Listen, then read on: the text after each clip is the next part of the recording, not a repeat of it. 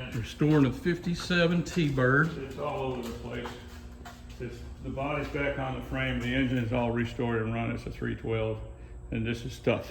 For it. Chrome and instruments and wiring and all that. Huh. It's not on your list, but it could be. What's that over there? That was the original car of the Shreveport rescue mission I found in a junkyard, and it's been restored. And restored it. It's Cool. a green Power Glide 50.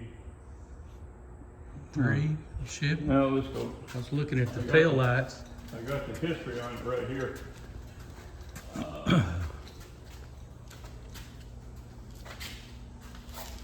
Let's see what it says. It'll tell it right here. I stuffed it back here because we ran out of space, but